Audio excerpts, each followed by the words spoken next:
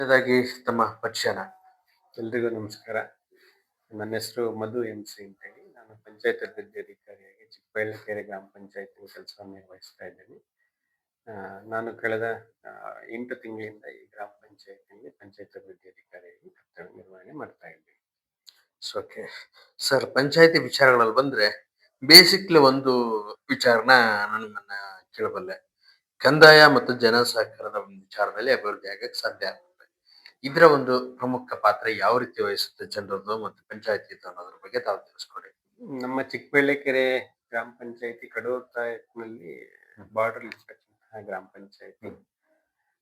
ಈ ಒಂದು ಗ್ರಾಮ ಪಂಚಾಯತಿ ಸ್ವಲ್ಪ ಈ ಕಡೂರು ತಾಲೂಕು ಬಹುತೇಕ ಭಾಗ ಬರಪೀಡಿತ ಪ್ರದೇಶ ಆಗಿರೋದ್ರಿಂದ ಸ್ವಲ್ಪ ಇದು ಕೂಡ ಬರಪೀಡಿತ ಪ್ರದೇಶಕ್ಕೆ ಬರ್ತದೆ. ಆದ್ರೆ ನಮಗೆ ಒಂದು ಅದೃಷ್ಟ ಅಂದ್ರೆ ಪಕ್ಕದಲ್ಲಿ ನಮ್ದು ಕುಕ್ಕಸಮುದ್ರ ಕೆರೆ ಇರ್ತಕ್ಕಂಥದ್ದು. ನಮ್ದು ಕಂದಾಯಕ್ಕೆ ಬಂದ್ರೆ ಒಟ್ಟು ನೀರು ಮತ್ತೆ ತೆರಿಗೆ, ನೀರಿನ ಬಳಕೆದಾರರ ಶುಲ್ಕ ಮತ್ತೆ ತೆರಿಗೆ ಸೇರಿ 6,22,000 ಒಟ್ಟು ಕಂದಾಯ ಇದೆ. 13 ಲಕ್ಷ ಬಾಕಿ ಕೂಡ ಇದೆ. ಸೊ ಅದನ್ನ ವಸೂಲಿ ಮಾಡ್ತಕ್ಕಂಥದ್ದು ಕೂಡ ನಮಗೆ ಜವಾಬ್ದಾರಿ ಇದೆ. ಅದನ್ನ ಹಂತ ಹಂತವಾಗಿ ಸಾರ್ವಜನಿಕರಿಂದ ನಾವು ಸಂಗ್ರಹಣೆಯನ್ನ ಮಾಡ್ತಾ ಇದ್ದೀವಿ. ಓಕೆ. ಸಾರ್ವಜನಿಕರ ಸಹಭಾಗಿತ್ವನೂ ಕೂಡ ತುಂಬಾ ಚೆನ್ನಾಗಿ ಇದೆ.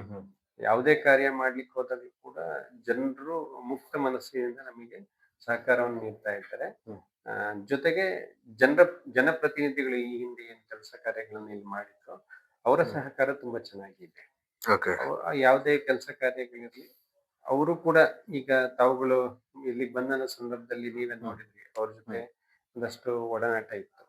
ಅವರು ಇದೇ ರೀತಿ ಯಾರೇ ಒಬ್ಬ ಹೊಸ ವ್ಯಕ್ತಿ ಬಂದ್ರು ಕೂಡ ಅದೇ ರೀತಿ ಅವರು ಒಡನಾಟವನ್ನು ಇಟ್ಕೊಂಡಿರ್ತಾರೆ. Okay sir. ಸರ್, ಈಗ ಇವತ್ತು ಜನರ ಜೊತೆ ತಮ್ಮ ಒಡನಾಟ ಜೊತೆಗೆ ಮೇಲಾಧಿಕಾರಿಗಳ ಸಂಬಂಧಪಟ್ಟ ಹಾಗೆ ಅವರ ಸಹಕಾರ ಕೂಡ ಬಹಳ ಅಗತ್ಯವಾಗಬೇಕು. ಖಂಡಿತ. ಯಾವ ರೀತಿ ಸಹಕರಿಸ್ತಾರೆ? ಮಾರ್ಗದರ್ಶನ ಕೂಡ ಹೇಗಿರುತ್ತೆ ಇಲ್ಲಿ? ಏನೇ ಸಮಸ್ಯೆಗಳಿದ್ರು ಕೂಡ ಜನರಿಂದ ಏನ್ ಸಮಸ್ಯೆಗಳು ಬರ್ತದೋ ಆ ಸಮಸ್ಯೆಗಳಿಗೆ ಕೂಡಲೇ ಒಂದು ನಾನು ಭೇಟಿ ಮಾಡ್ತೇನೆ ಆ ಕ್ಷೇತ್ರಕ್ಕೆ, ಅಥವಾ ನಮ್ಮ ಕಾರ್ಯದರ್ಶಿಗಳನ್ನ ನಾನು ನಿಯೋಜನೆ ಮಾಡ್ತೇನೆ. ಇನ್ ಕೇಸ್ ಏನಾದ್ರು ನಂದು ಬ್ಯುಸಿ ಶೆಡ್ಯೂಲ್ ಇದ್ರೆ ಖಂಡಿತವಾಗ್ಲೂ ನಮ್ಮ ಕಾರ್ಯದರ್ಶಿಗಳನ್ನ ಕಳಿಸ್ತೇವೆ. ಇಮಿಡಿಯೇಟ್ ಆಗಿ ಆಕ್ಷನ್ ಮಾಡ್ತಕ್ಕಂತಹ ಕಾಮಗಾರಿಗಳು ಅಥವಾ ಏನಾದ್ರು ಸಮಸ್ಯೆಗಳಿದ್ರೆ ಅದನ್ನ ಕೂಡಲೇ ನಾವು ನಿರ್ವಹಣೆ ಮಾಡ್ತೇವೆ. ಒಂದು ವೇಳೆ ಅದು ಕೂಡಲೇ ಬಗೆಹರಿಸ್ಲಿಕ್ಕೆ ಆಗಲ್ಲ ಅಂದ್ರೆ ಅದನ್ನ ಮುಂದಿನ ಹಂತಗಳಲ್ಲಿ ನಾವು ಹೇಗೆ ಬಗೆಹರಿಸ್ಬೇಕು ಅಂತೇಳಿ ಹಿಂದೆ ಹೇಗಿತ್ತು ಅಂದ್ರೆ ನಮ್ಮ ಆಡಳಿತ ಮಂಡಳಿಯವರ ಜೊತೆ ನಾವು ಅದನ್ನ ಚರ್ಚೆ ಮಾಡ್ತಿದ್ವಿ, ಅದನ್ನ ಅನುಷ್ಠಾನವನ್ನು ಮಾಡ್ತಿದ್ವಿ ನಿಯಮಾನುಸಾರ. ಆದ್ರೆ ಈಗ ಆಡಳಿತಾಧಿಕಾರಿಗಳಿರೋದ್ರಿಂದ ಆಡಳಿತಾಧಿಕಾರಿಗಳ ಜೊತೆ ನಾವು ಚರ್ಚೆಯನ್ನ ಮಾಡಿ ಅದನ್ನ ಮುಂದೆ ಅನುಷ್ಠಾನ ಮಾಡ್ಲಿಕ್ಕೆ ನಾವು ಯೋಜನೆಗಳನ್ನ ಮಾಡ್ತೇವೆ. ಇನ್ನು ಅಧಿಕಾರಿಗಳಿಗೆ ಬಂದ್ರೆ ನಮ್ದೇನೇ ಸಮಸ್ಯೆಗಳಿದ್ರು ಕೂಡ ಆಡಳಿತಾತ್ಮಕವಾಗಿ ಇರ್ಬೋದು ಅಥವಾ ಸಾರ್ವಜನಿಕವಾಗಿ ಏನೇ ಸಮಸ್ಯೆಗಳಿದ್ರು ಕೂಡ ನಾವು ಅವ್ರನ್ನ ಮುಕ್ತವಾಗಿ ಮಾತಾಡ್ಲಿಕ್ಕೆ ಅವ್ರ ಸಹಕಾರವನ್ನು ನೀಡ್ತಾರೆ. ಜೊತೆಗೆ ನಮ್ಮ ಸರ್ಕಾರದ ವಿವಿಧ ಯೋಜನೆಗಳನ್ನ ಅನುಷ್ಠಾನ ಮಾಡ್ಲಿಕ್ಕೆ ನಮಗೆ ಒಂದಷ್ಟು ಮಾರ್ಗದರ್ಶನಗಳನ್ನ ಅವರು ಅವಾಗ ನೀಡ್ತಾ ಇದ್ದಾರೆ. ಹಾಗಾಗಿನೇ ನಮ್ದು ಏನು ಸರ್ಕಾರದ ಯೋಜನೆಗಳನ್ನ ಗ್ರಾಮ ಮಟ್ಟದಲ್ಲಿ ಅನುಷ್ಠಾನ ಮಾಡ್ಲಿಕ್ಕೆ ಸಹಕಾರಿಯಾಗಿದೆ. ಸೊ ಬೇಸಿಗೆ ಕಾಲದಲ್ಲಿ ಯಾವ ರೀತಿ ಕೆಲಸಗಳನ್ನ ಮಾಡ್ಕೊಂಡಿದ್ರಿ? ಈಗ ಮುಂಜಾಗ್ರತೆ ಕ್ರಮಗಳಾಗಿ ಮಳೆಗಾಲದ ಮುಂಜಾಗ್ರತೆ ಕ್ರಮ ಯಾವ ರೀತಿ ತಾವು ಕೈಗೊಂಡಿದ್ರಿ?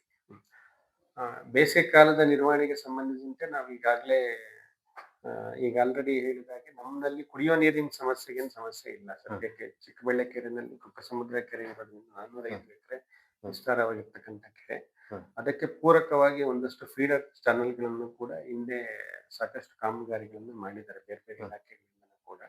ಹಾಗಾಗಿ ನೀರಿನ ಅಂತರ್ಜಲ ಮಟ್ಟ ಚೆನ್ನಾಗಿ ಇರೋದ್ರಿಂದ ಅದು ನಮ್ಮಲ್ಲಿ ನೀರಿನ ಸಮಸ್ಯೆ ಏನಿಲ್ಲ.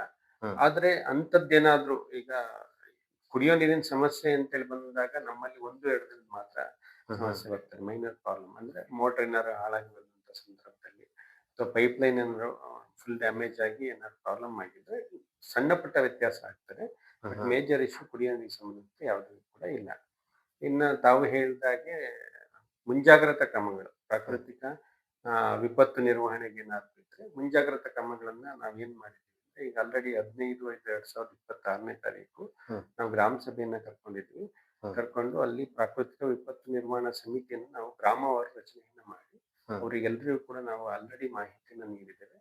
ಜೊತೆಗೆ ನಮ್ಮಲ್ಲಿ ನಮ್ಮ ಸಿಬ್ಬಂದಿನಲ್ಲಿ ಒಬ್ರು ಅಟೆಂಡರ್ ಇದ್ದಾರಲ್ಲ ಅವ್ರನ್ನ ನಾವು ಹೆಲ್ಪ್ ಡೆಸ್ಕ್ ಅಂತೇಳಿ ಕೂಡ ಮಾಡಿದ್ವಿ. ಏನೇ ಸಮಸ್ಯೆಗಳಿದ್ರೆ ಸಾರ್ವಜನಿಕರು ಪ್ರಾಕೃತಿಕ ವಿಕೋಪದ ಸಮಯದಲ್ಲಿ ಗುಡುಗು ಸಿಡಿಲು ಬಂದು ಏನಾದ್ರು ಹಾನಿಯಾಗಿದ್ರೆ, ಆಸ್ತಿ ಪಾಸ್ತಿಗಳಿಗೆ ಮಳೆ ಬಂದು ಏನಾದ್ರು ಹಾನಿಯಾಗಿದ್ರೆ ಅದಕ್ಕೆ ಸಂಬಂಧಿಸಿದಂತೆ ನಮ್ಮನ್ನು ಯಾವಾಗ ಬೇಕಾದ್ರೂ ಕಾಂಟ್ಯಾಕ್ಟ್ ಮಾಡಿದ್ರೆ ನಾವು ಅವ್ರಿಗೆ ಕೂಡಲೇ ಕಾರ್ಯಪ್ರವೃತ್ತವಾಗಿ ನಾವು ಕೆಲಸವನ್ನು ನಿರ್ವಹಣೆ ಮಾಡ್ತೇವೆ. ಜೊತೆಗೆ ವಾಟ್ಸಪ್ ಗ್ರೂಪ್‌ಗಳನ್ನು ಕೂಡ ಮಾಡ್ಕೊಂಡಿದ್ದೇವೆ. ಏನೇ ಸಮಸ್ಯೆಗಳಿದ್ರೂ ಕೂಡ ಬೇರೆ ಬೇರೆ ಇಲಾಖೆಗಳು ಅಂದ್ರೆ ಆ ಸಮಿತಿನಲ್ಲಿರ್ತಕ್ಕಂತಹ ಯಾವುದೇ ಸದಸ್ಯರು ಹ್ಮ್. ಅದನ್ನ ಆ ಗ್ರೂಪ್‌ನಲ್ಲಿ ಶೇರ್ ಮಾಡೋದ್ರಿಂದ ಎಲ್ರಿಗೂ ಕೂಡ ಮಾಹಿತಿ ಶೇರ್ ಆಗ್ತದೆ. ಓಕೆ. ಸರ್, ಈಗ ಜಾಗೃತಿ ಒಂದು ಅಭಿಯಾನದ ವಿಚಾರದಲ್ಲಿ ಬಂದಾಗ ಆ, ಏನೆಲ್ಲ ಸಂದೇಶ ಕೊಡಕ್ಕೆ ಇಷ್ಟಪಡ್ತೀರಾ ಪಂಚಾಯತಿ ಹಳ್ಳಿ ಒಂದು ಜನರಿಗೆ? ಜನರ ಭಾಗವಹಿಸುವಿಕೆ ತುಂಬಾ ಮುಖ್ಯ. ಹ್ಮ್. ಈಗ ಜನರು ಭಾಗವಹಿಸ್ಲಿಕ್ಕೆ ಹಿಂದೇಟಾಗ್ದಾಗ ಹ್ಮ್. ಖಂಡಿತವಾಗ್ಲೂ ಕೂಡ ಗ್ರಾಮ ಪಂಚಾಯತಿಗಳಲ್ಲಿ ಏನೆಲ್ಲ ಕೆಲಸ ಕಾರ್ಯಗಳಾಗ್ತಿದೆ ಅಥವಾ ವಿವಿಧ ಇಲಾಖೆಗಳಲ್ಲಿ ಏನೆಲ್ಲ ಹ್ಮ್. ಕೆಲಸ ಕಾರ್ಯಗಳಾಗ್ತಿದಾವೆ ಅಂತೇಳಿ ಅವ್ರಿಗೆ ಮಾಹಿತಿ ಸಿಗಲ್ಲ. ಹಾಗಾಗಿ ಹ್ಮ್. ಅದ್ರ ಫಲಾನುಭವಿಗಳು ಏನಾದ್ರು ಅವ್ರಿಗೆ ಎಲಿಜಿಬಿಲಿಟಿ ಇದ್ರೆ ಅದ್ರ ಫಲಾನುಭವಿಗಳು ಕೂಡ ಆಗ್ಲಿಕ್ಕೆ ಸಾಧ್ಯ ಇಲ್ಲ. ಹ್ಮ್. ಹಾಗಾಗಿ ಜನರದ್ದು ಭಾಗವಹಿಸುವಿಕೆ ಮೇಲೆ ನಮ್ಮ ಕಾರ್ಯಕ್ರಮದ ಅಥವಾ ಕಾರ್ಯನಿರ್ವಹಣೆಯನ್ನು ಕೂಡ ಆ, ಚೆನ್ನಾಗಿ ಆಗ್ತದೆ. ಹ್ಮ್. ಓಕೆ.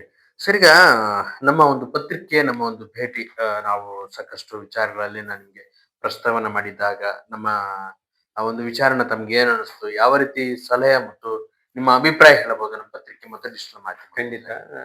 ತಾವು ಬೆಳಿಗ್ಗೆ ಬಂದಾಗ್ಲೇ ನಮ್ ಜೊತೆ ನಮ್ಮ ಚುನಾಯಿತ ಪ್ರತಿನಿಧಿಗಳೇನಿದ್ರು ಅವ್ರ ಜೊತೆಗಳೆಲ್ಲ ಮತ್ತೆ ಸಾರ್ವಜನಿಕರ ಜೊತೆ, ನಮ್ಮ ಸಿಬ್ಬಂದಿಗಳ ಜೊತೆ ಮಾತಾಡೋದ್ ನೋಡಿ ನನಗೆ ತುಂಬಾ ಖುಷಿ ಅನಿಸ್ತು. ಆ ತುಂಬಾ ಇಷ್ಟವಾಗಿದ್ದಂದ್ರೆ ಕೆಲವೊಬ್ರು ಹೇಗೆ ಹೇಳ್ತಾರೆ ಅಂದ್ರೆ ನೆಗೆಟಿವ್ ಆಗಿ ಯೋಚನೆ ಮಾಡ್ತಕ್ಕಂತ ಕೆಲವೊಂದು ಸಂದರ್ಭಗಳು ಎದುರಾಗಿರ್ತಕ್ಕಂಥದ್ದನ್ನ ನಾವು ನೋಡಿದ್ದೇವೆ. ನೀವು ಒಂದು ಎಕ್ಸಾಂಪಲ್‌ನೇ ಹೇಳಿದ್ರಿ. ಚಳವಳಿ ಚಿಂತನ ಪತ್ರಿಕೆನಲ್ಲಿ ತಾವು ಮಂಟೂರ್ ಗ್ರಾಮ ಪಂಚಾಯತಿ ಒಂದು ಮಾದರಿಯಾಗಿ ಹೇಗೆಲ್ಲ ಕಾರ್ಯನಿರ್ವಹಣೆ ಮಾಡಿದೆ ಅಂತೇಳಿ ಒಳ್ಳೆ ಅಂಶಗಳನ್ನು ಕೂಡ ತಾವುಗಳು ತೋರಿಸಿರಿ. ಈಗ ಜನಗಳಿಗೆ ಗ್ರಾಮ ಪಂಚಾಯತಿನಲ್ಲಿ ಒಳ್ಳೆ ಕಾರ್ಯಗಳು ಏನಾಗಿದೆಯೋ ಅದನ್ನೆಲ್ಲ ಪ್ರಸ್ತುತಪಡಿಸೋದ್ರಿಂದ ಆ ಮಾಧ್ಯಮಗಳ ಮೂಲಕ ತುಂಬಾ ಜನರಿಗೆ ಮನಸ್ಸಿಗೆ ಮುಟ್ತದೆ. ಇವತ್ತು ಮಾಧ್ಯಮಗಳು ಜನರ ಒಂದು ಅಭಿಪ್ರಾಯದ ಮೇಲೆ ತುಂಬಾ ಸಾಕಷ್ಟು ಪ್ರಭಾವವನ್ನ ಬೀರ್ತಕ್ಕಂತಹ ಒಂದು ಪರಿಸ್ಥಿತಿ ಇದೆ. ಹ್ಮ್. ಈ ಪತ್ರಿಕಾ ಮಾಧ್ಯಮದ ಮೂಲಕ ಹೀಗೆ ಜನರಿಗೆ ಮಾಹಿತಿಗಳನ್ನ ಗ್ರಾಮ ಪಂಚಾಯತಿ ಏನೆಲ್ಲ ಕೆಲಸ ಕಾರ್ಯಗಳಾಗ್ತಾರೋ ಅದೆಲ್ಲದನ್ನು ತಲುಪಿಸಿದಾಗ ಹ್ಮ್. ಜನರಿಗೆ ಗ್ರಾಮ ಪಂಚಾಯತಿ ಬಗ್ಗೆ ಇರ್ತಕ್ಕಂತಹ ಒಳ್ಳೆಯ ಅಭಿಪ್ರಾಯ ಇನ್ನೂ ಒಂದಷ್ಟು ಚೆನ್ನಾಗ್ತದೆ ಅಂತ. ಹ್ಮ್. ಜೊತೆಗೆ ಹೌದು ನಮ್ಮಲ್ಲಿ ಇಂತಹ ಕೆಲಸ ಕಾರ್ಯಗಳು ನಡೀತಾ ಇದೆ. ನಾವು ಅವ್ರಿಗೆ ಸಹಕಾರ ನೀಡಬೇಕು ಅಂತೇಳಿ ಜನರ ಮನಸ್ಸಿಗೆ ಬರ್ತಾರೆ. ಹ್ಮ್. ಜೊತೆಗೆ ಅಕ್ಕಪಕ್ಕದ ಪಂಚಾಯತಿಗಳು ಅಥವಾ ಬೇರೆ ಪಂಚಾಯತಿಗಳಿಗೆ ಹೌದು ಹೀಗೂ ಮಾಡ್ಬೋದು ಅಂತೇಳಿ ಜನರಿಗೆ ಒಂದು ಕಲ್ಪನೆ ಸೃಷ್ಟಿಯಾಗ್ತದೆ. ನಮ್ಮ ಗ್ರಾಮ ಪಂಚಾಯತಿಗಳನ್ನ ಯಾಕೆ ಹಂಗ್ ಮಾಡ್ಬಾರ್ದು? ಮಾದರಿ ಗ್ರಾಮ ಪಂಚಾಯತಿಗಳಾಗಿ ಯಾಕೆ ನಿರ್ಮಾಣ ಮಾಡ್ಬಾರ್ದು? ಹ್ಮ್. ಅಂತೇಳಿ ಅವ್ರ ಮನಸ್ಸಿಗೆ ಬರ್ತದೆ. ಸೊ ಆಬ್ವಿಯಸ್ಲಿ ಅವ್ರದ್ದು ಇನ್ವಾಲ್ವ್‌ಮೆಂಟ್ ಬರ್ತದೆ. ಇನ್ವಾಲ್ವ್‌ಮೆಂಟ್ ಬಂದಾಗ ಗ್ರಾಮ ಪಂಚಾಯತಿಗಳು ಇನ್ನೊಂದಷ್ಟು ಒಳ್ಳೆಯ ಕೆಲಸಗಳನ್ನ ಮಾಡ್ಲಿಕ್ಕೆ ಅನುಕೂಲ ಆಗ್ತದೆ ಅಂತೇಳಿ ನಿಜವಾಗ್ಲೂ ನನಗೆ ತುಂಬಾ ಖುಷಿ ಆಯ್ತು. ನೀವು ಬಂದಿದ್ದು ಮತ್ತೆ ಈ ಒಂದು ಆರ್ಟಿಕಲ್ ನಾನು ಜಸ್ಟ್ ಒಂದ್ ಸ್ವಲ್ಪ ನಾನು ಹೆಡ್‌ಲೈನ್ಸ್ ನೋಡ್ದೆ. ಭಾರಿ ಚೆನ್ನಾಗಿ ಮಾಡಿದಿರಿ. ಖುಷಿ ಅನ್ನಿಸ್ತು. Okay sir. ತುಂಬಾ ಧನ್ಯವಾದಗಳು ಮತ್ತೆ thank you. Thank you. Thank you.